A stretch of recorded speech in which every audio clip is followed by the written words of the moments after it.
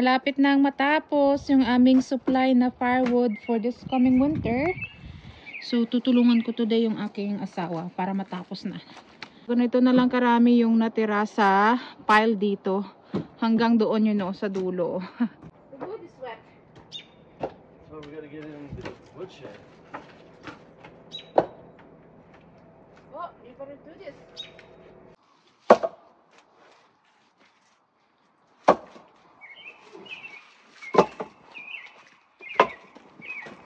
Hi guys! Welcome to my vlog. We're stacking firewood today. Welcome to my vlog.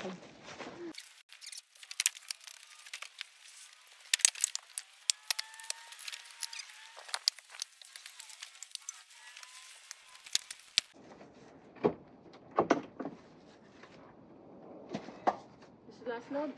Yeah. We're Firewood ready for the winter. Okay, good job. Yan, tapos na naming i-stack yung aming 10 rows ng panggatong para this coming winter. Ano, ang dami.